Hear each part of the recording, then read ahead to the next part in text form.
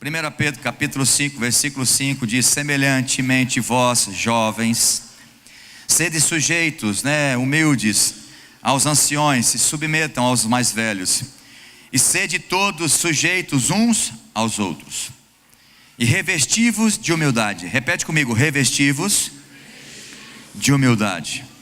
Essa palavra Pedro está dizendo: olha, crentes, vocês precisam se vestir de humildade, vocês precisam andar em humildade, vocês precisam praticar a humildade. Era isso que Pedro estava dizendo, para os cristãos, porque Deus resiste aos soberbos. Repete comigo: Deus vai contra, Ele se opõe aos orgulhosos. Essa palavra resistir no original grego é exatamente isso. Deus vai contra, Ele se opõe aos orgulhosos. Não é que Ele vai só te parar, na verdade Ele vai contra, Ele vai se opor a você.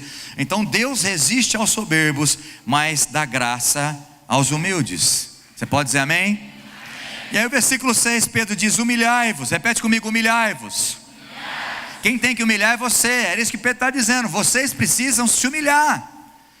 Não é o Espírito Santo que vai te humilhar. Por mais que Ele queira que você entenda isso, Ele vai te ajudar, mas precisa ser uma decisão sua, de andar em humildade e ser humilde. Então ele diz: humilhai-vos, pois, debaixo da poderosa ou da potente mão de Deus, para que a seu tempo vos exalte.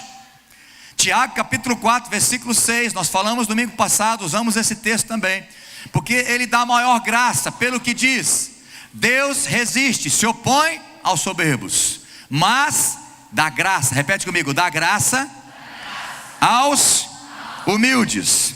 Feche teus olhos, põe a mão no seu coração e fala assim: Deus, eu te peço, se você quiser, eu vou te explicar qual é a oração. Antes de você orar, induzido por mim, eu não quero te induzir a errar e não pedir o que você não queira. Eu vou explicar o que você vai orar. Se você quiser, põe a mão no seu coração. Você vai falar assim para Deus: Deus, me mostra todo o meu orgulho, toda a minha prepotência, porque eu quero sair daqui diferente nessa noite. Amém? Então repete comigo, só você que quer, põe a mão no seu coração, fala assim: Deus, que o teu Espírito Santo traga uma revelação clara do meu orgulho que está dentro do meu coração. Eu decido ser confrontado pelo teu Espírito e ser mudado, transformado. Eu decido me humilhar debaixo da tua potente mão, em nome de Jesus, amém. Pai, eu oro e eu confio na tua graça, que eu diminua e tu cresça. Eu não confio em mim, eu não confio na minha performance, eu não confio na minha inteligência, no meu estudo, mas eu confio naquilo que o Senhor trouxe ao meu coração, e pela graça o Senhor possa ministrar através de mim. E na autoridade do teu nome que o Senhor me concedeu, eu repreendo todo o ataque das trevas agora. Todo demônio que tem prendido essa mente, esse coração, tem endurecido esse coração no orgulho, na religiosidade, na prepotência, que não consegue sequer penetrar a tua palavra, eu declaro rompido isso agora. Eu declaro, Senhor, em nome de Jesus, que todo espírito maligno bata em retirada daqui, e que o teu Espírito amoleça o coração, abra os ouvidos e a mente dos teus filhos, para entender a preciosidade da tua palavra, e saiam daqui transformados. Eu profetizo salvação nessa noite, eu profetizo libertação contra o orgulho, e que haja a bênção do Senhor, e cumpra o teu propósito estabelecido para essa noite, na vida de cada um que entrou aqui, em nome de Jesus. Se você crer, fala amém. Eu quero terminar o que eu comecei domingo passado, e o título dessa mensagem é: a graça está sobre os humildes. E eu disse que nós precisamos crescer na graça. Eu disse não, está lá em 2 Pedro capítulo 3, versículo 18, que Pedro diz: olha, vocês precisam crescer na graça. Agora, como é que eu consigo crescer na graça, se a graça não é algo que pertence a mim? A graça é um favor de Deus, é algo especial do coração de Deus para nós. E eu disse que é uma forma de consagração. A gente se consagra a Deus, separa a nossa vida para Ele, busca a santidade e também andar em humildade. Eu cresço na graça quando eu entendo a revelação, correspondo com essa graça e vivo pela graça, usufruindo de todas as bênçãos dela. Quem tem a revelação exata da graça de Deus vai andar em humildade. Os orgulhosos não conseguem ter a revelação da graça de Deus, jamais vai ser humilde. Então nós precisamos compreender. Por isso que há 4 domingos ou 5 domingos atrás, o primeiro título da mensagem sobre graça é: entendendo para corresponder. Porque se eu não entendo a complexidade da graça, jamais eu vou corresponder, eu vou crescer em graça. Porque se eu desconheço, como é que eu vou me relacionar com Deus de graça? Então eu disse também que a humildade é uma das virtudes mais procuradas por Deus na vida dos seus filhos. O salmista Davi, no Salmo 138, versículo 6, ele diz: ainda que o Senhor seja maravilhoso, excelso. Ele sabia que Deus é grande, que Deus mora, lá no alto do céu. O trono dele está nas mais altas alturas. Mas ele diz: os olhos de Deus estão atentos para os humildes. Então o Salmo 138, versículo 6 diz que ainda que o Senhor seja excelso, Ele atenta para o humilde, mas ao soberbo Ele conhece de longe. Diz também que uma das marcas mais marcantes na vida de um cristão é a humildade. E a outra delas é o amor. Mas como eu estou falando da humildade, eu vou me ater à humildade.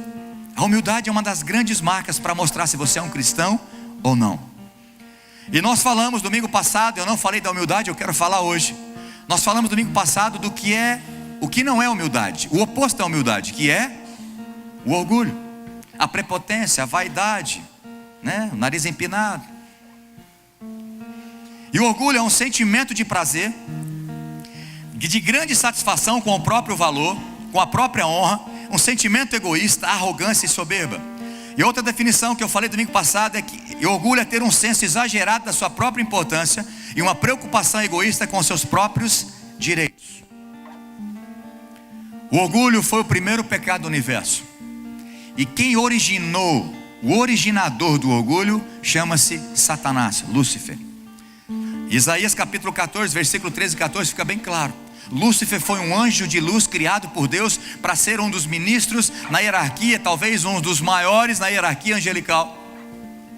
E ele era responsável para a adoração, para aquela exaltação no céu ao Deus criador dos céus e da terra, e criador dos próprios anjos. Foi Deus que criou eles. Mas ele começou a maquinar no seu coração o orgulho, e ele decidiu não mais dar glória a Deus, projetou algo para que a glória pudesse vir para ele. E ele foi expulso do céu, e todo aquele 1/3 dos anjos que estava sobre o seu comando foram expulsos do céu. E hoje está aí Satanás e os seus demônios perturbando toda a humanidade, porque aquilo que ele perdeu, ele jamais pode reconquistar de volta, que é a beleza do céu, a paz, a alegria que tem no céu. Ele não pode mais, porque ele já está condenado. Então ele faz de tudo para levar, principalmente dentro da igreja, levar os crentes a viver em orgulho, para que possa também ser expulso da presença de Deus e ir para o inferno com ele. Eu disse que orgulho, a palavra orgulho e a palavra Satanás, elas são sinônimas, tem tudo a ver. Toda vez que uma pessoa age em orgulho, por trás existe uma manifestação demoníaca. Eu não estou falando de possessão, eu estou falando de interferência. Eu estou falando de uma manifestação, de uma influência maligna em todo orgulho. Repete comigo, fala: o orgulho é essencialmente demoníaco. O orgulho não provém de Deus. Deus não é orgulhoso. Então, se você tem se movido em orgulho, não é Deus que tem interferido na sua vida, mas eu sinto dizer que é um demônio. Onde tem orgulho, Deus não está. Repete comigo: onde tem orgulho, Deus não está. Deus não tem intimidade com o orgulhoso. Quem caminha em orgulho vive sob o governo de Satanás. Quando você vive no orgulho, você fica parecido com Satanás e não com Jesus. Não estou falando que você vai ter chifrinho, toda vez que você age de orgulho vai aparecer um chifrinho em você vai ter um tridente na sua mão, não é isso não. Mas o seu caráter vai demonstrar que você parece mais com Satanás do que com o próprio Jesus Cristo. Falei também que o primeiro passo rumo à humildade é o reconhecimento do seu próprio orgulho. Tem gente que é tão orgulhosa que ele se orgulha de ser humilde. Pastor, eu sou tão humilde que eu tenho orgulho de mim mesmo. Pessoas prepotentes, pessoas arrogantes, e que frequentam igreja, que vivem em igreja. O orgulho foi o primeiro pecado antes do homem ser criado, e foi o primeiro pecado da humanidade. O primeiro pecado foi de Adão e Eva. Você conhece, eu não vou contar a história. O pecado da desobediência. Eles obedeceram, comeram do fruto do bem, do conhecimento do bem e do mal. Mas o que levou eles a desobedecer foi o orgulho. Porque a serpente disse para Eva o seguinte: você não vai morrer se você comer. Deus falou para você não comer, falou que você ia morrer, mas não é isso. É porque Ele não quer que você coma, porque você vai se tornar igual a Ele. Então mexeu no orgulho, aguçou o orgulho e os dois comeram, porque eles queriam ter o poder de ser igual a Deus. Quer conhecer uma pessoa? Dê dinheiro e poder a ela. Você conhece rapidinho ela, e negocie com ela, faça negócio com ela. Você vai conhecer o caráter dessa pessoa. Salmo 101, versículo 5, a parte B diz: aquele que tem olhar altivo e coração soberbo, Deus não suporta. Deus está falando, eu não suportarei. Deus não suporta o orgulhoso.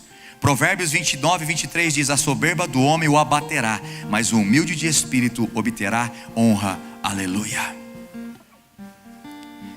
Provérbios 16, 5 diz que todo homem orgulhoso é abominação para Deus. Pode pôr esse versículo para mim.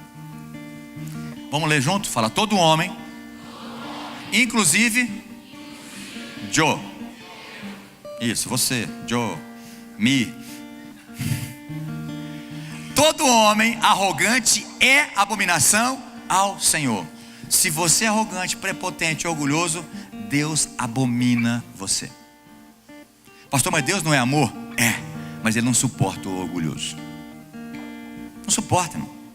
E aí pior, a parte B do versículo diz: certamente, sem dúvida nenhuma, quem é orgulhoso não vai ficar impune. Não vai, não vai. O orgulho não é coisa pequena. Eu disse que em Lucas capítulo 14, de 7 a 14, não vamos ler, eu só quero citar. Mas Jesus contou a parábola dos convidados que foram sentar nos primeiros lugares. E começa a parábola dizendo assim: e reparando Jesus como eles procuravam os primeiros lugares. O primeiro a reparar que olha o orgulho dentro do seu coração, não é nem a esposa ou o esposo, porque quem conhece mesmo o marido e a mulher é o esposo, é a esposa que se conhece. Quem conhece os filhos dos pais, conhece muito bem. Mas antes de ser o marido, a esposa, os filhos e os pais, quem conhece e vê orgulho em você é Deus. Orgulho não é coisa pequena, porque se fosse não tinha tantos versículos.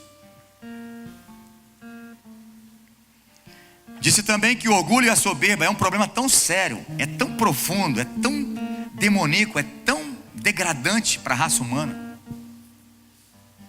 que para tirar esse orgulho das pessoas, Deus precisa de medidas radicais, pesadas. E eu citei bem rápido Daniel capítulo 4, versículo 28 a 37 do rei Nabucodonosor.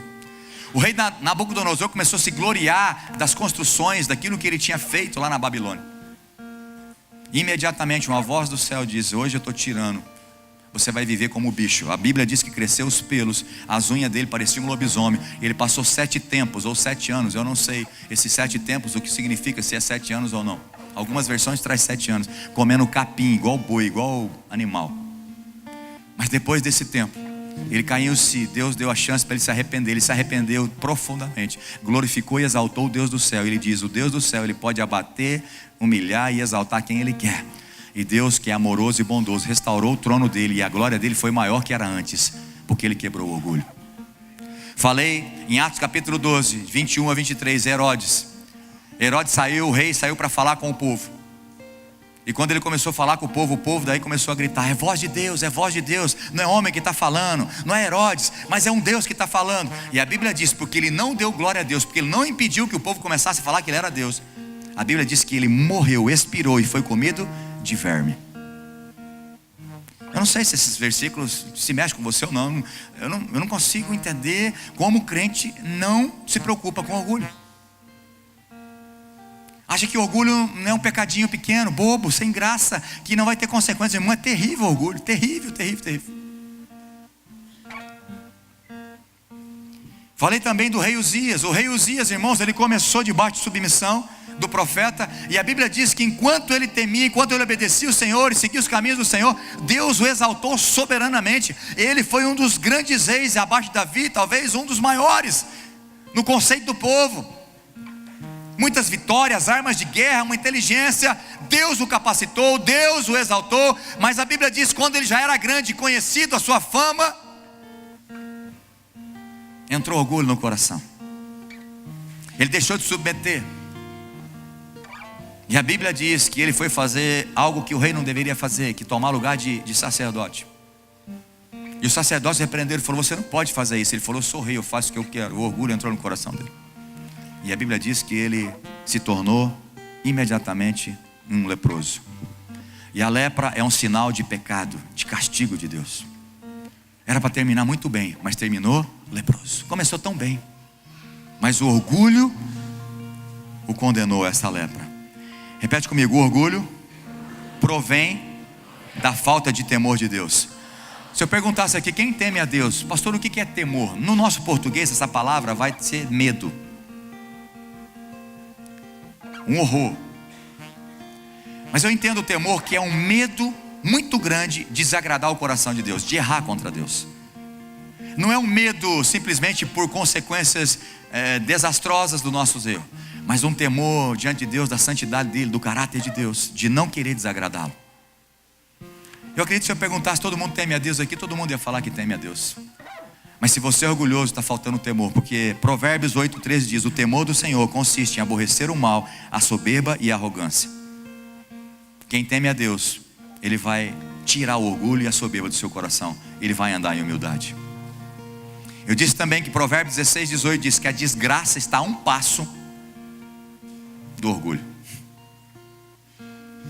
A desgraça está um passo depois do orgulho, e logo depois da vaidade vem a queda. A maioria das desavenças, brigas entre irmãos, amigos, familiares e cônjuges. Por isso que a tua casa, no teu casamento, vive em pé de guerra, porque tem dois orgulhosos dentro daquela casa. Provérbios 13,10 diz: da soberba só provém brigas, contendas. Sempre você é melhor do que a tua esposa. Você é um cara perfeito. E a sua esposa não fica em cima, não fica por baixo, então ela vai mostrar que ela também, ela manda, que ela sabe, que ela é inteligente. E infelizmente essa casa que era para ser uma bênção, que era para ser um jardim lindo de Deus nesse casamento, vive em um grande avivamento gospel. Não em briga, porque crente não briga, né? Tem excesso de avivamento.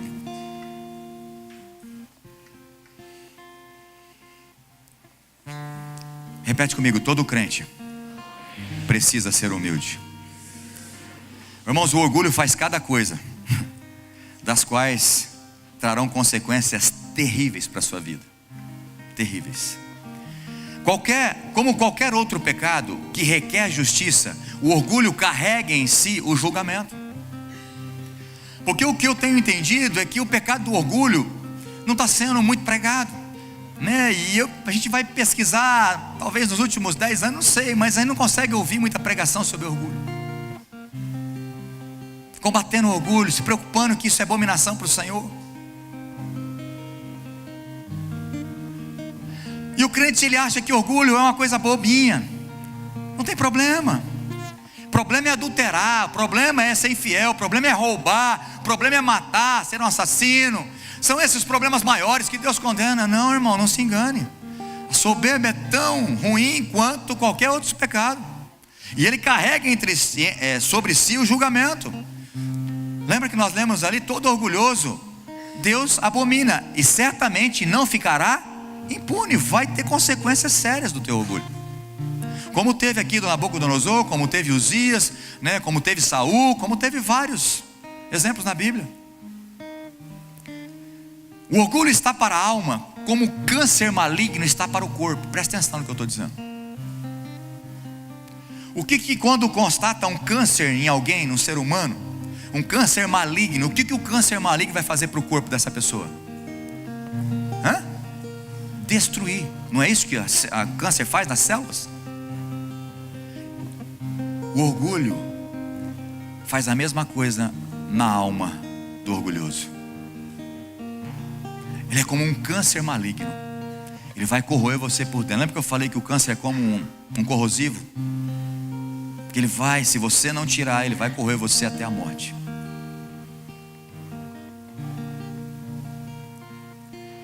Uma vez consumado o estado de orgulho numa pessoa, a destruição é rapidamente notada.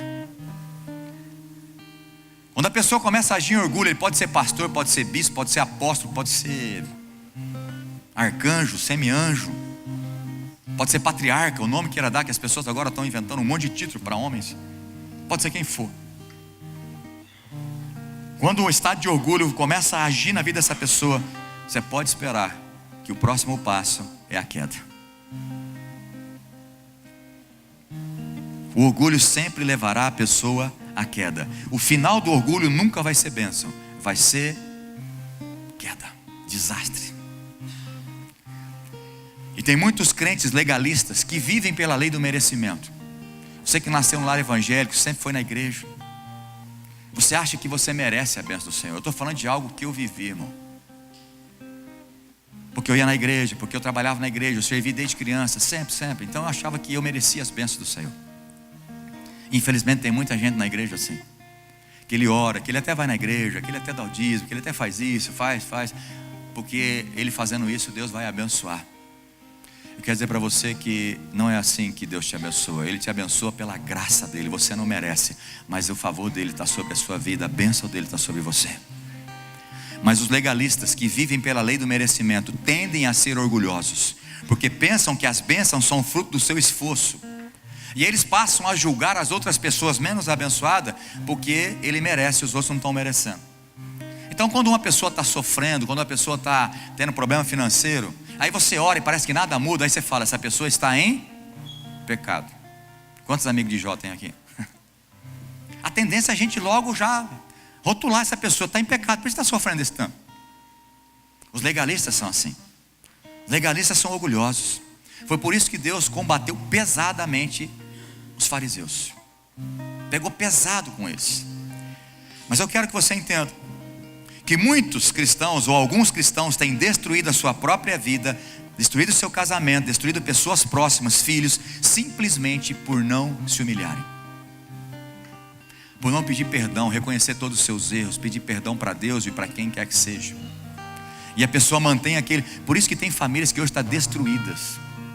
Aí fica sabendo que o irmão vai morrer, ele vai lá no hospital e pede perdão no último minuto dos 45 do segundo tempo, para morrer com a consciência pesada. Ainda bem que Deus me deu a oportunidade de pedir perdão antes dele morrer, senão eu ia ficar com a consciência pesada. Tem famílias destruídas hoje porque são orgulhosos, prepotentes. Isso é na família de crente, estou falando no mundo não. E na Bíblia também mostra isso. Quando José contou o sonho que ele teve, que Deus ia fazer com ele, os irmãos tiveram ciúmes dele. Jesus, quando estava fazendo seu ministério, os irmãos de Jesus começaram a falar, a desdenhar dele. Estou falando de pessoas próximas nossas. Presta atenção, a caminhada cristã começa com a humildade. Repete comigo, a caminhada cristã começa com a humildade. Eu quero dizer para você que a caminhada cristã não começa quando você veio aqui na frente e fez uma oração que o pastor falou para você repetir, confessando Jesus como único Senhor e Salvador da sua vida, pedindo perdão dos seus pecados. E realmente isso tem que ser feito. Romanos capítulo 10, versículo 9 e 10 fala isso. Nós temos que confessar com a boca e crer com o coração e nós seremos salvos. É direito fazer isso, é importante fazer isso. Mas a caminhada cristã, a salvação, ela começa não com uma apenas declaração, mas com uma constatação que eu sou pobre de espírito, que eu sou miserável, pobre, eu não tenho jeito de ser salvo, estou condenado, eu sou horrível por dentro, eu sou pecador. Aí começa o processo da salvação. Fora isso, não tem cristianismo. Mateus capítulo 5, versículo 3. Bem-aventurado, felizes, bem-aventurado, essa palavra é muito feliz, ou felizes são. E quem está dizendo isso? Eu confio na Bíblia, apóstolo falando, profetas falando, eu acredito na Bíblia de capa a capa, mas aqui não é nenhum profeta, não é nenhum homem, a não ser Jesus Cristo que está dizendo isso. No grande sermão do monte, ele diz assim: bem-aventurados pobres de espírito, ou os humildes de espírito, porque deles é o reino dos céus. Para quem é a salvação?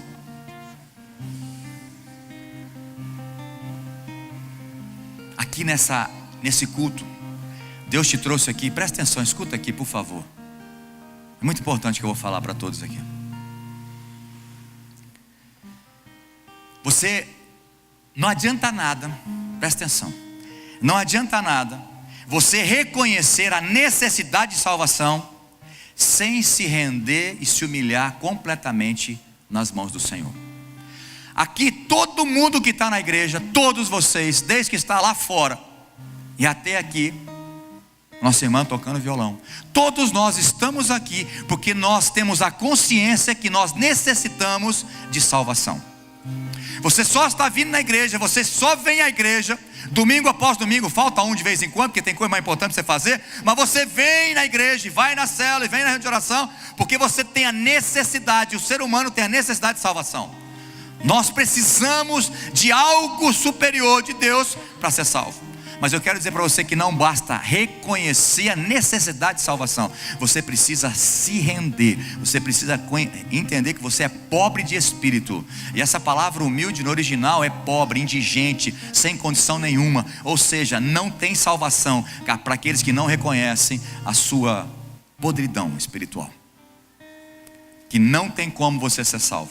E tem gente sentada aqui hoje que é convencido pelo Evangelho, mas não é convertido ao Senhor Jesus Cristo. Eu vou repetir.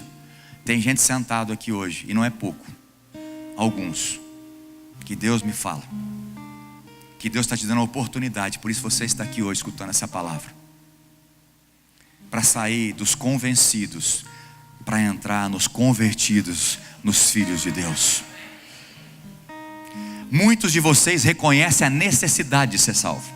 Reconhece que o melhor caminho é Jesus, porque você conhece João capítulo 14, versículo 6. Porque o mundo diz que todas as religiões são boas, todos os caminhos levam a Deus, e é mentira. E você sabe esse versículo. João 14, 6, Jesus disse: eu sou o caminho, não é um dos caminhos, não tem outro caminho que leva de volta ao Pai.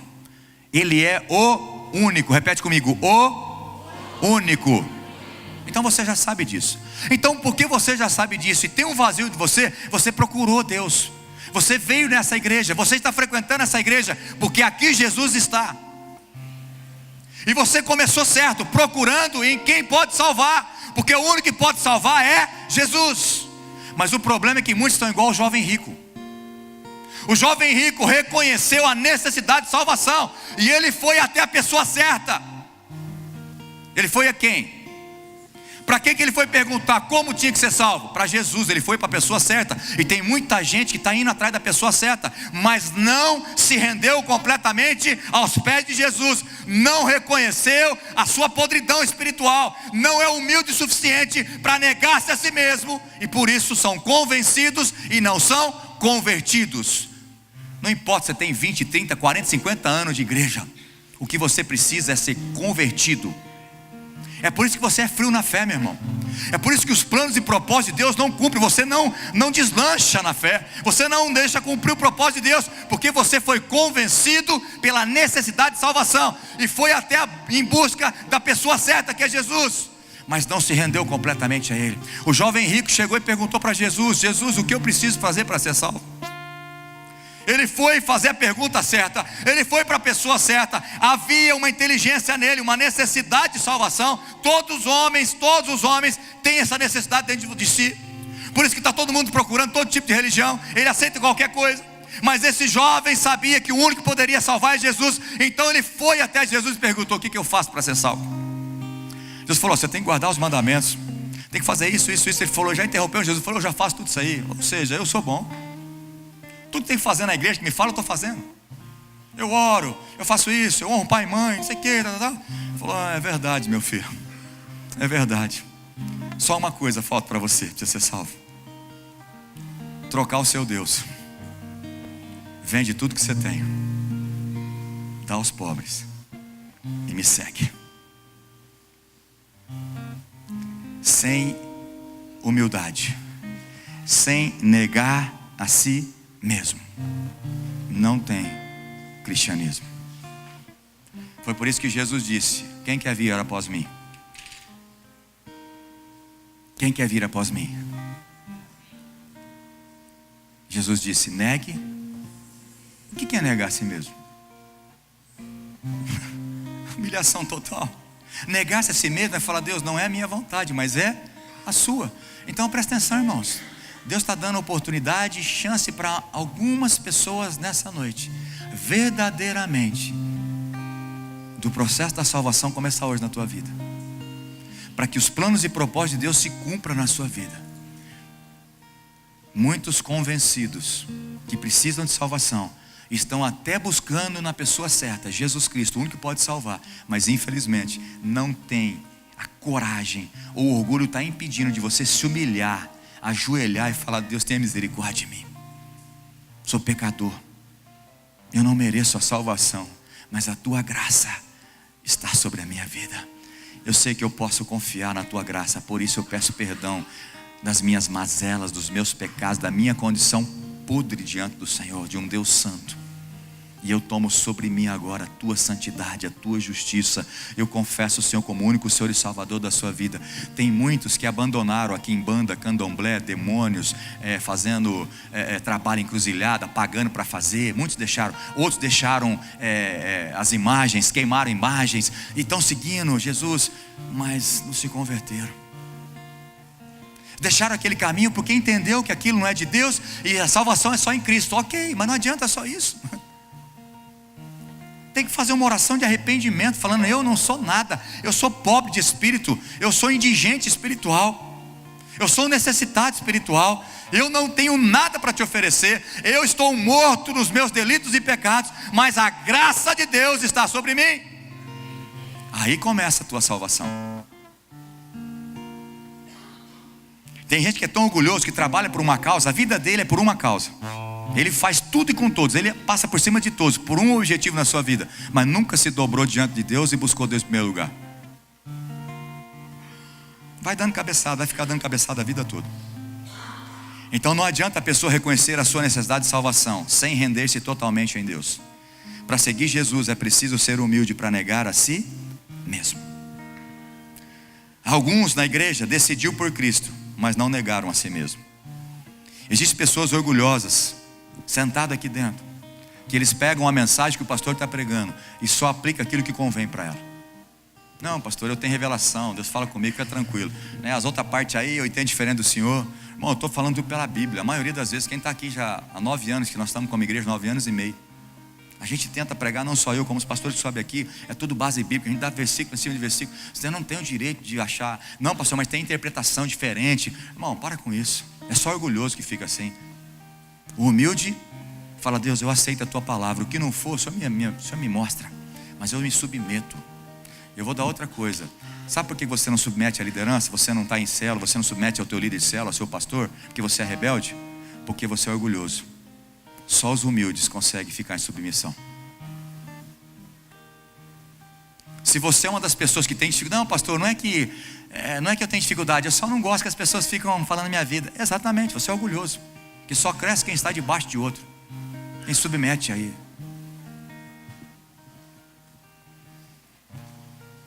Jesus submeteu a vontade do Pai ou ele fez a vontade dele?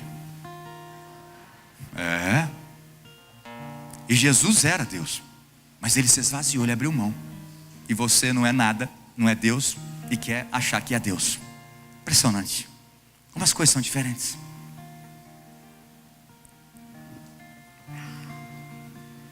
Uma pessoa soberba dificilmente passará pela conversão. Dificilmente passará pela conversão. Ela pode ser convencida, mas não convertida. Por isso que vive em pecado. Domingo após domingo, não muda. Ela vive em pecado, nada entra no ouvido e sai no outro. Ela vai, sai da igreja e continua pecando. Por quê? Porque ela é convencida, não é convertida. O Espírito Santo não consegue, não acha guarida no coração dela, porque ela não abre espaço. Em Lucas capítulo 18, 9 a 14, Jesus contou a parábola do fariseu e do publicano. O fariseu representa aquele religioso, que talvez ele ora mais do que você, jejua mais do que você e dá o dízimo mais fiel do que você. Os fariseus eram o seguinte: ele jejuava 2 vezes por semana, das 6 horas da manhã às 6 horas da tarde, 2 vezes por semana. Você jejua 2 vezes por semana? Você fica sem comer das 6 às 6? Ele fazia toda semana. Ele lia a Torá, ele não faltava da igreja, tinha culto, ele estava lá, tinha oração, ele estava lá.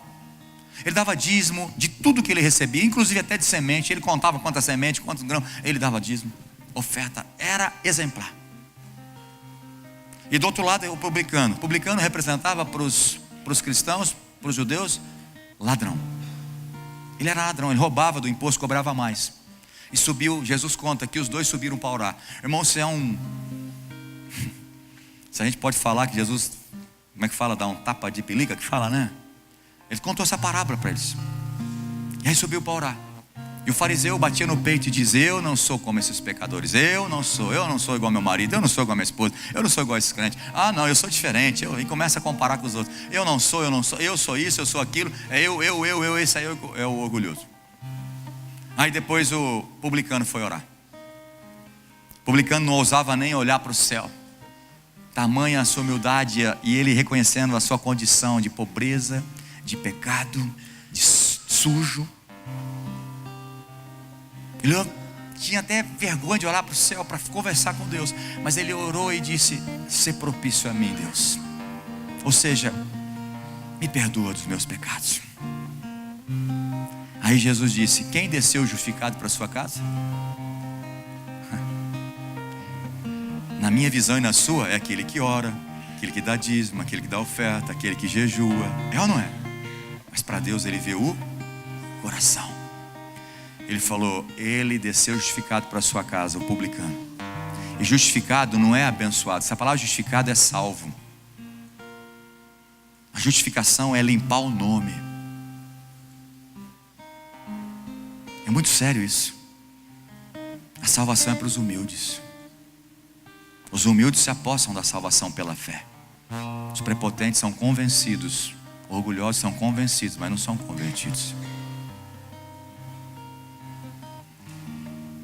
Em Mateus capítulo 5, versículo 38 e 41, ainda no Sermão do Monte, Jesus disse assim: na lei era olho por olho, dente por dente.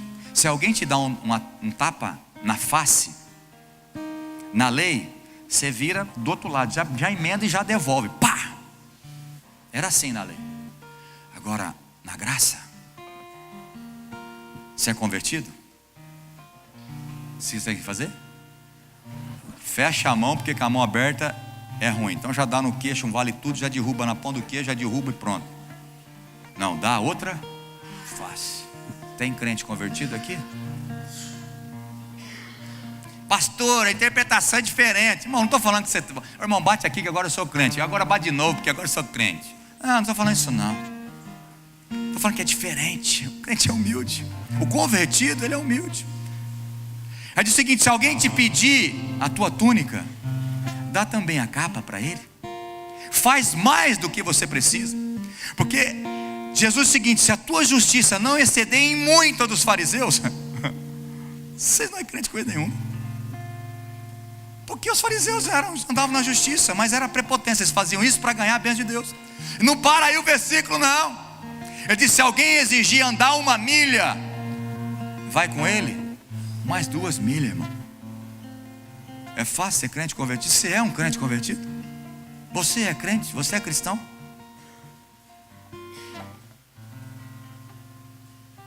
Pastor, nem se a minha mulher pedir para andar 1 quilômetro com ela, eu vou andar, quanto mais os outros.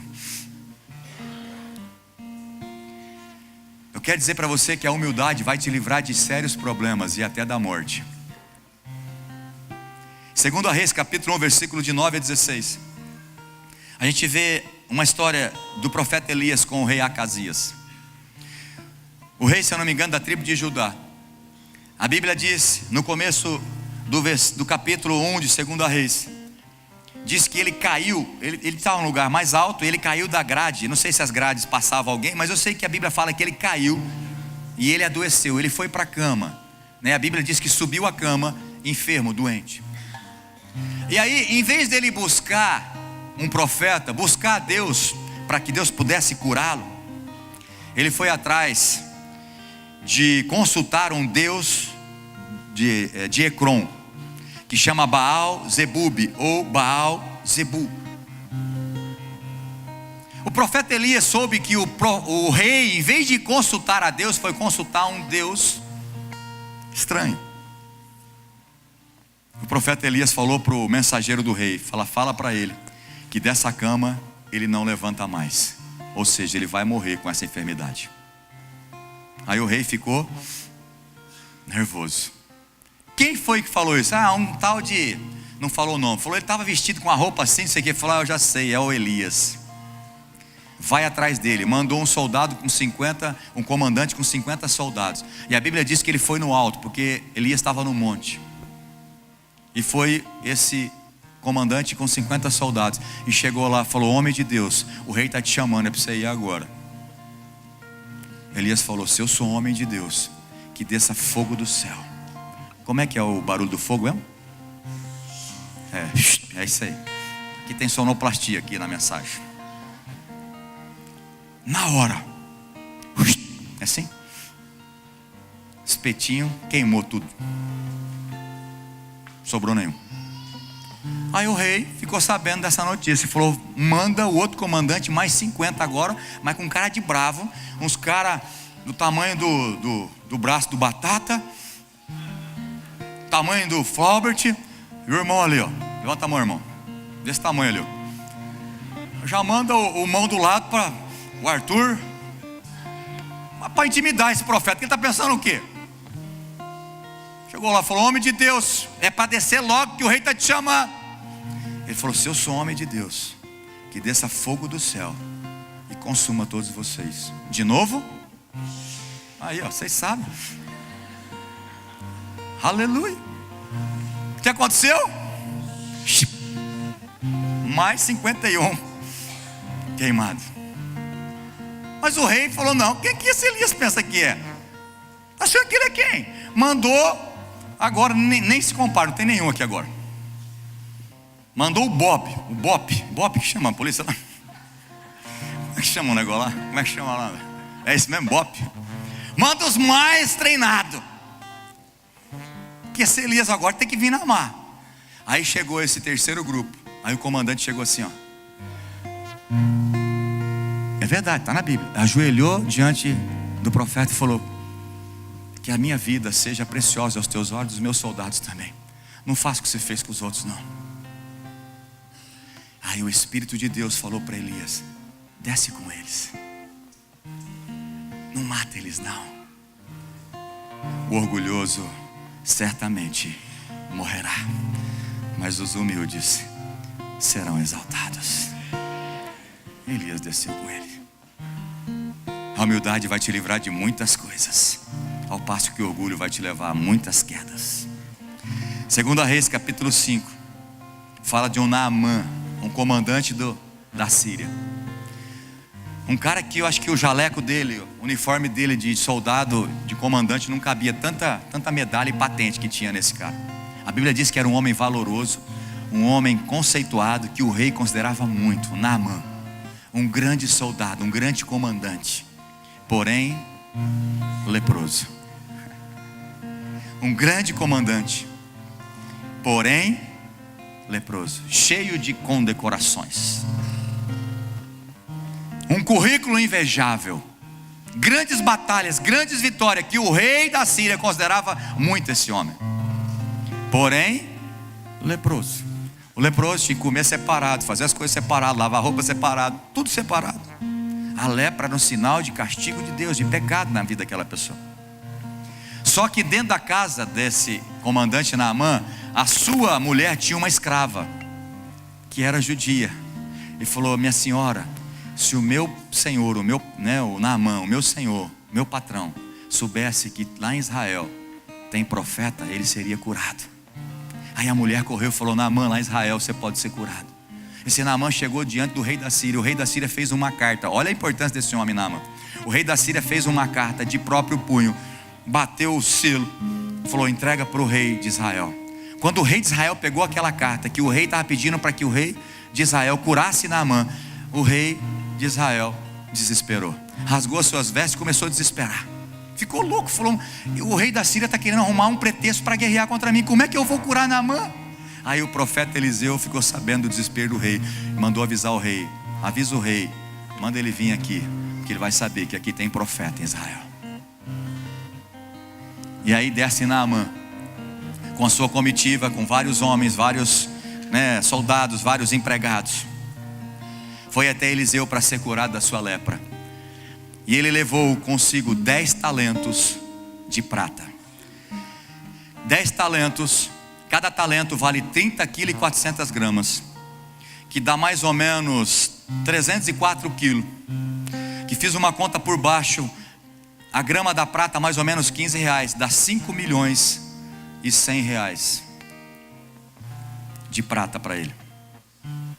Só que não foi só isso. Ele levou consigo o rei Naamã, o comandante Naamã, 6.000 ciclos de ouro.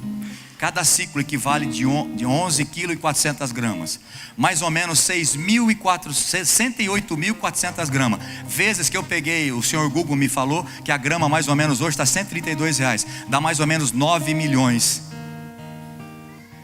Acho que prata dá 500 mil, negócio assim. Fiz uma conta mais ou menos boba. E ouro dá 9 milhões, porque eu errei. Eu fui errando de manhã, de 5 horas um irmão falou: pastor, o senhor fez por quilo, mas é por grama. Eu falei: rapaz, não é verdade? Então imagina que o profeta, uma oração, ia ganhar uns 13 milhões. Por uma oração. Rapaz, quem quer uma oração, irmão, para me dar uma oferta? Hã? Rapaz, fazia o pé de meia, hein? Fala sério, 9 milhões numa oração? Foi isso. Então Naamã foi com todos, mais 10 vestes festivais. Eu não sei quanto vale isso, mas também é valiosa as vestes naquela época, né? De púrpura, enfim, de várias pedras que tinha nessa, né? E ele levou tudo isso para dar uma oferta para Naamã. E a Bíblia diz que Naamã já foi projetando na sua cabeça: eu vou chegar na casa do profeta, e o profeta vai estender o tapete, vai me receber, e aí ele vai fazer ali uma performance, vai começar a orar, e vai sapatear, vai bater na mão. É isso que eu te digo, Naamã, e vai tocar em mim, eu vou ser curado. Você está rindo? Lê a Bíblia, está lá. Naamã falou: eu vou chegar lá, ele vai fazer uma performance, vai dar um rodopio. Pois você corta isso, pelo amor de Deus. Você está rindo de mim ou para mim? Porque minha esposa eu não posso falar com ela, tem que falar com os outros, né? Está na Bíblia, vê lá. Naamã estava esperando que ele recebesse Naamã como grande comandante, orgulhoso, que o profeta fizesse uma performance, orasse bonito, relasse nele, ele fosse curado. Sabe o que Eliseu fez? Porque Eliseu já tinha recebido de Deus que ele ia curar, que Deus ia curar o cara. Então imagina você, que Deus falou: você vai curar o cara, e o cara está vindo com 9 milhões no bolso, e ele vai te dar. Jesus, eu não queria estar ali não. Não. Eliseu nem recebeu. Mandou o servo dele: avisa esse Naamã para dar 7 mergulhos no Tietê. Estou brincando, no Jordão. É pior que o Tietê, irmão. É verdade, pior. Não estou falando Tietê que perde Araçatuba, que está limpinho. Estou falando que lá. Aí o orgulho do Naamã: quem esse rapazinho pensa que é? Quem esse pastorzinho pensa que é? Você já falou isso? Mandar fogo do céu, você vai ver, irmão.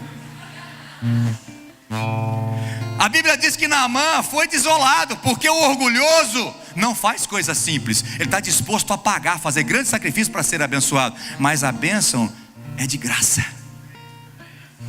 É de um coração humilde, contrito e quebrantado. E ele ia embora sem um milagre, porque o orgulhoso nunca vai ter o melhor de Deus. Nunca o propósito de Deus vai se cumprir com o orgulhoso, vai se cumprir com o humilde de coração. E ele ia embora sem falar da humildade de Eliseu, que não queria que ele se aparecesse. É igual os pastores de hoje no Brasil, não é? Eles querem que o nome dele se apareça? Não. Eles querem que Jesus apareça, não é? Igualzinho. Ele falou: não quero me aparecer, porque não sou eu que vou curar ele. Eu quero que ele saiba que tem Deus aqui em Israel, o único que salva, que cura e que liberta. É isso que eu estou pregando para você. Entenda que nessa casa tem um Deus te chamando, mas você precisa se arrepender, ser humilde, pôr o joelho aqui e falar: Deus, me perdoa, porque eu sou pobre de espírito, eu preciso da tua graça sobre mim. Mas graças a Deus que sempre tem escravo bom na vida da gente, tem servo. O servo falou para Naamã: meu pai, que era uma expressão de honra e de respeito, se o profeta não te falasse coisas maiores, te pedisse o dobro de dinheiro, você não ia conseguir para ser curado da lepra? Se ele falasse que você tinha que guerrear com um monte de soldados, você não ia tentar? Você não veio preparado para fazer grandes coisas para ser curado? Ele falou: vim. Agora, o orgulhoso não quer coisa pequena. O orgulhoso não quer pegar uma cadeira, limpar o chão. O orgulhoso quer pregar. Se eu tivesse aí em cima, essa igreja estava com mais de 1.000, estava com quase 1.500 já.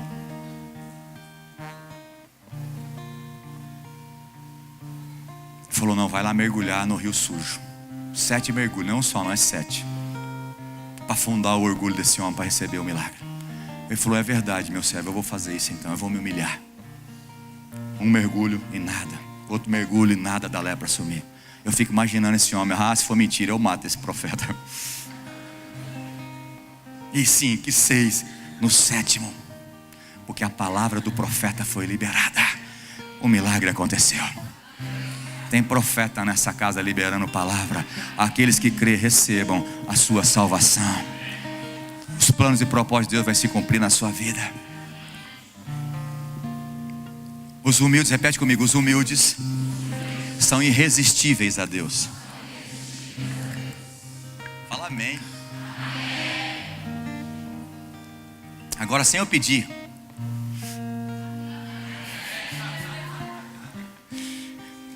Os humildes são irresistíveis. Deus não resiste um humilde, irmão. Ele não resiste. Quando ele vê um humilde, ele vai para cima mesmo.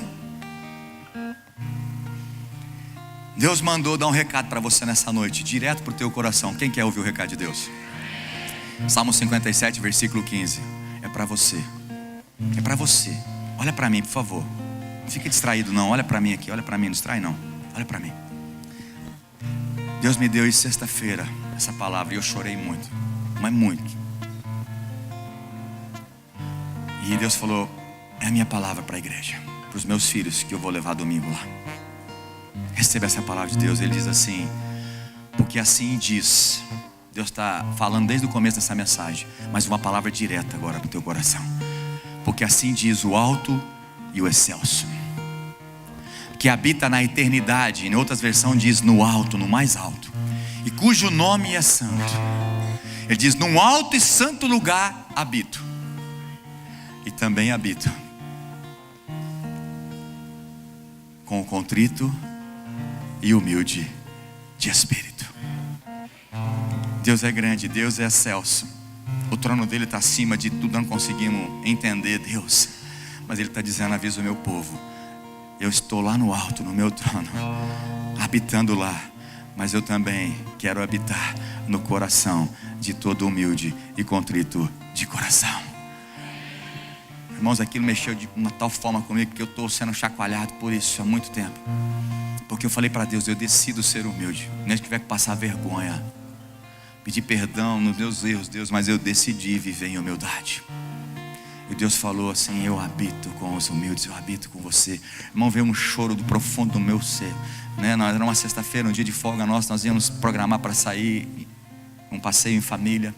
E a Renata chegou lá no quarto, a minha esposa, falou: o que você está chorando? Não chora não, senão eu vou chorar também, não gosto de você ver chorando. Eu falei: não, pelo amor de Deus, deixa Deus aqui quietinho.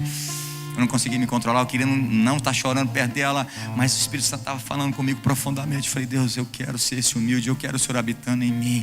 E aí tem outro versículo que Deus falou muito comigo, que é Salmo 34, 18. Ele diz assim: eu estou perto daqueles que são humildes, eu quero caminhar com você constantemente. Irmãos, isso é a coisa mais linda que você pode ter. Não tem dinheiro que pague isso, não tem nada nesse mundo que dá mais prazer do que Deus habitando dentro do meu coração. O problema é que tem muito crente que Deus é apenas uma visita. De vez em quando ele vem e aí você toca ele. Ele vem e você toca ele com as tuas atitudes. E Deus está dizendo: eu quero habitar. Eu habito num coração humilde. Deus está dizendo: eu não preciso de você. Eu sou criador de todas as coisas. Eu estou no mais alto e sublime trono. Eu habito aqui na eternidade, mas também quero habitar num coração humilde e contrito. E ele diz o porquê. Volta lá, o Isaías 57, 15. Porque ele está dizendo: olha, para que eu quero habitar em você? Para vivificar o teu espírito, ou seja, trazer vida para você, né? O espírito dos humildes, e para trazer vida, vivificar o coração dos contritos, aqueles que estão, né, depressivos, aqueles que estão quebrados, aqueles que estão tristes. Deus está dizendo: eu entrando aí dentro, eu vou trazer a maior alegria para você. Porque na presença de Deus há plenitude de alegria, e na sua destra delícias perpetuamente. Outro exemplo para nós, o apóstolo Paulo, em 1 Coríntios capítulo 15, versículo 9 e 10. Paulo diz assim: pois eu sou o menor dos apóstolos, que nem sou digno de ser chamado apóstolo, porque eu persegui a igreja de Deus. Paulo, ele sabia o seguinte: ele estava como apóstolo. Então quando ele escreveu essa carta, ele já era um apóstolo, considerado pelos discípulos, pelos outros apóstolos. Mas ele falou: olha, eu não mereço ser apóstolo. Ele sabia que não merecia, porque ele perseguia os cristãos, ele pegava a carta para matar os cristãos. Ele falou: jamais merecia ser apóstolo. Eu sou o menor de todos, mas eu sou o que sou. Outro versículo. Mas pela graça de Deus eu sou o que sou. Quando ele entendeu a graça, ele se tornou um homem humilde. Por isso que ele diz: eu considerei como esterco todo o meu conceito humano, toda a minha faculdade que eu tive, toda a instrução que eu tive, toda a minha inteligência, falando várias línguas, eu considerei tudo isso como esterco para ganhar a Cristo, porque a graça de Deus é que me faz ser um homem vitorioso. Ele era apóstolo, mas não pela sua capacidade, mas pela graça de Deus eu sou o que sou, e a sua graça para comigo não foi vã. Escuta isso, Paulo está dizendo: a graça de Deus não foi vã em mim. Isso significa que a graça de Deus na sua vida, ela pode ser vã. O que é vã? Inútil. Sem sentido. Então, infelizmente, pode ter a graça de Deus liberada sobre você e ela ser inútil para você. Por quê? Porque você não sabe corresponder, porque você não se humilha, porque você não se consagra, porque você não santifica. Você está considerando a graça de Deus sobre a sua vida coisa inútil, desprezando a graça de Deus, desprezando o sacrifício dele. Mas Paulo diz: a tua graça não foi vã para mim. Antes trabalhei muito mais do que todos eles. Ele está falando, ele falando para a igreja de Corinto: olha, eu trabalhei muito mais do que os outros apóstolos. E ele trabalhou mesmo, viajou fazendo o evangelismo. Depois ele viajou de novo, estabelecendo a igreja. Ele trabalhou demais. Só você ler as cartas de Paulo, você vai ver as viagens que ele fez, o trabalho que ele teve. Ele trabalhou mais do que os outros. Ele falou: mas não fui eu que trabalhei. Quem que trabalhou? Não eu, mas a graça de Deus que está comigo. Olha, a graça trabalha, pastor? Trabalha. Porque ele sabia que não era pela força dele. Porque no outro versículo, 2 Coríntios capítulo 11, versículo 30, ele diz: se eu tenho que me gloriar em alguma coisa, não é na minha inteligência, na minha capacidade, mas eu me glorio nas minhas fraquezas. Tem gente que se acha tão bom que ele não se considera nem um pouco fraco. Ele é capaz de tudo, porque o dinheiro compra, a inteligência compra, ele sabe tudo. Mas o dia que você se considerar fraco, o poder de Deus se aperfeiçoa na sua fraqueza. Paulo falou: Deus, tira esse espinho na carne de mim, por 3 vezes. Ele falou: não, filho, minha graça basta para você. O outro versículo, 2 Coríntios capítulo 12, versículo de 5 a 6. Eu já estou concluindo. Desse tal me gloriarei, mas de mim mesmo não me gloriarei, senão nas minhas fraquezas. Porque quando eu estou fraco, é que eu sou forte. O humilde sempre se coloca nessa condição diante do Senhor. Por isso Paulo teve revelações poderosas de Deus. Por isso ele se tornou um grande homem de Deus, um grande ícone no Novo Testamento. Um grande. Por quê? Porque ele se humilhou e Deus o exaltou. Eu quero terminar dizendo que no Cântico de Maria, em Lucas capítulo 1, versículo 46 a 53, o ministério pode subir aqui. No Cântico de Maria, podemos notar como Deus procura os humildes para realizar o propósito dele na terra. Olha aqui para mim, irmãos, por favor.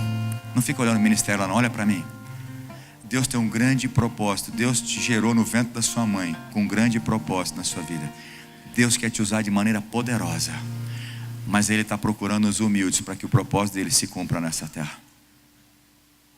Em Lucas capítulo 1, 46, nós vemos Maria, a mãe de Jesus.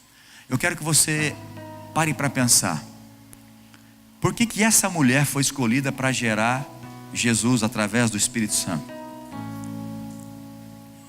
Qual uma qualidade que chamou a atenção de Deus para gerar o seu filho, para cumprir o propósito de Deus na terra? Um grande propósito, trazer o Salvador para a terra. Por que Deus escolheu essa Maria? Porque o nome Maria é bonito, certo? Mas tinha tantas outras Maria, por que foi essa? Porque ela era pobre, porque Deus queria mostrar que o seu filho viria de maneira humilde. Não, ela era pobre, mas não tinha outra pobre lá na região? O que será que o texto me revela? Por que Deus olhou para essa mulher e gerou o seu filho ali? O texto explica para nós. Disse então Maria: a minha alma engrandece ao Senhor. Esse é um cântico de Maria, oração de Maria, coisa mais linda. E a mesma coisa a gente vê Ana lá do profeta Samuel, é a mesma oração, é muito parecida. 2 mulheres humildes diante do Senhor. E ela diz assim: o meu espírito, está falando o espírito dela, da sua alma, o espírito meu exulta em Deus, o meu Salvador, Porque atentou na condição. Porque Deus olhou a humildade do coração dessa mulher. Não era pobreza. Porque essa mulher, ela tinha que se submeter ao plano de Deus. Deus ia falar através do anjo: você agora leva seu filho para lá, agora desce para o Egito, agora faz isso, agora faz aquilo, agora faz isso. Ela tinha que obedecer em tudo. Não era a vontade dela, não era o plano dela, era o plano de Deus. Só a mulher humilde submete assim. É por isso que só os humildes conseguem submeter à liderança.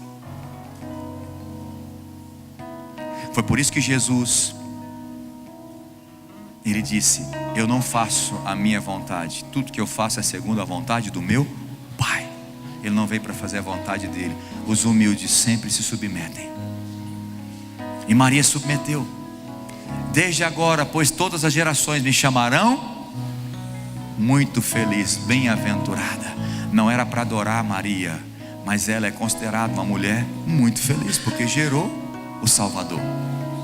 Continua o texto: porque o poderoso me fez grandes coisas, e santo é o seu nome. Versículo 50. E a sua misericórdia vai de geração em geração sobre os que o temem. Sobre os que o temem. Com o seu braço manifestou o poder, dissipou os que eram soberbos. Os soberbos Deus vai dissipar. Isso é para crente, para quem não é crente. Não pense que você vem na igreja que você não vai ser dissipado. E ela faz esse cântico, ela sabe disso.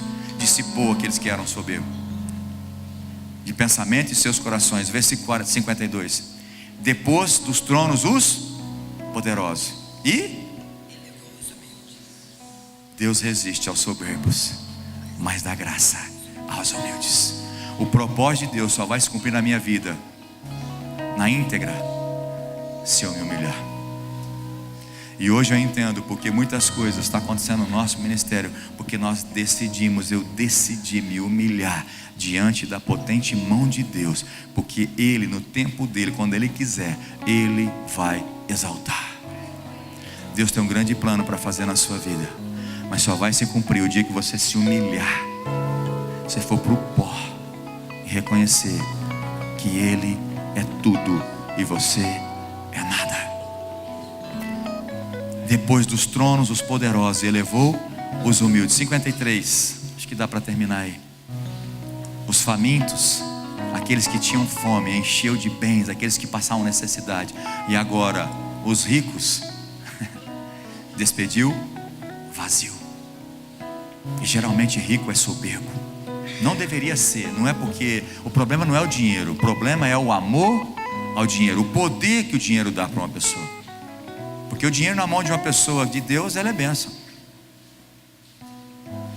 E eu quero terminar sem falar de José, né? José, por que José foi escolhido? Por que José e Maria foram escolhidos? Porque é um homem humilde. Como é que um homem ia casar? Porque ele estava noivo, né? O casamento tinha 3 fases com o judeu. Então ele estava naquela fase que era casado, mas sem ter relacionamento sexual. Era como se fosse um noivado hoje, comprometido. E foi exatamente nesse momento que Maria apareceu grávida. Eles não tinham relacionamento sexual. Aí o anjo fala para ele: olha, o que ela tem é fruto do Espírito Santo. A tua namorada, a noiva sua, aparece grávida e você sabe que não foi você. Aí ela fala que foi o Espírito Santo que gerou um filho nela. Fala sério, irmão. Tem que ser humilde ou não tem? Ah, mas os tempos hoje são outros, pastor. Ah, irmão, para com essa conversa. O tempo é o mesmo, para homem é a mesma coisa. Mas um homem humilde escutou a voz de Deus e obedeceu, se submeteu. Um grande homem de Deus, humilde, Deus cumpriu o propósito na vida dele. E por último eu quero terminar falando de Jesus. Filipenses capítulo 2, versículo 5. Seja a atitude de vocês. Vira para o seu irmão e fala assim: seja a tua atitude, seja o mesmo sentimento que houve também em Cristo Jesus, seja na sua vida. Agora presta atenção, eu vou dizer qual é o sentimento. Versículo 6. Que embora sendo Deus, Jesus é Deus, sempre foi Deus Pai, Filho e Espírito Santo. Desde tudo, antes de tudo ser criado, antes de tudo, Deus era Deus, Pai, Filho e Espírito Santo. embora sendo Deus, não usurpou, não considerou que o ser igual a Deus era algo que devia se apegar. Tem gente que não é Deus coisa nenhuma, não tem poder nenhum e gosta de ter poder e querer mandar na vida dos outros. Acho que é o bom. Como é diferente, né? Quem é bom, quem é Deus, quem é poderoso, não se apega no poder, mas ele se humilha.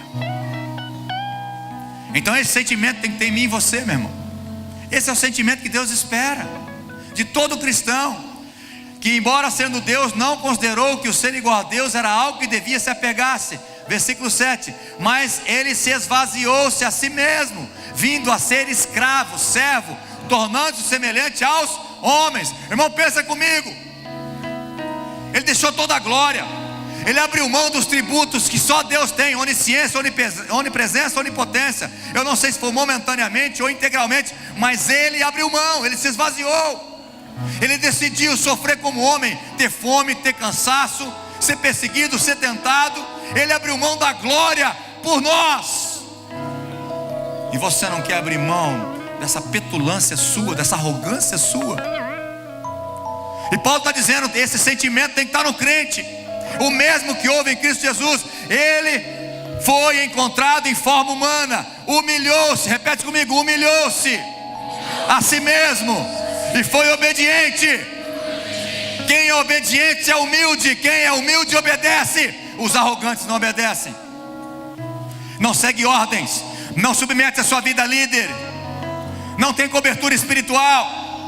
Mas o humilde submete a sua vida e Deus vai exaltar. E aí ele diz a si mesmo, Paulo está dizendo a si mesmo, e foi obediente até a morte, morte de cruz. Agora vem o versículo que eu mais gosto, versículo 9, repete comigo, por isso. De novo, fala, por isso. Por isso o quê? Por isso o quê? Porque ele se humilhou. Porque ele se humilhou, por isso Deus o Pai o exaltou à mais alta posição e lhe deu o nome que está acima de todo nome. Presta atenção. Pode ter uma pessoa endemoniada com 300 mil legião. Você fala em nome de Jesus, todo demônio está amarrado e sai quietinho em fileirinha. E tem que sair, porque esse nome tem poder. Não tem poder porque ele simplesmente é Deus, porque Deus o exaltou, porque ele se humilhou. E aí o Pai falou, eu vou pôr o teu nome acima de todos os nomes, e através do teu nome vai ter poder. E aí ele continua dizendo, o apóstolo Paulo, versículo 10, para que ao nome de Jesus se dobre todo o joelho, nos céus, na terra e debaixo da terra, e toda língua confesse que Jesus Cristo é Senhor, para a glória do Pai. Aleluia. Porque Jesus se humilhou, Deus o exaltou. Aqueles que se humilham serão exaltados, aqueles que se orgulham serão resistidos por Deus.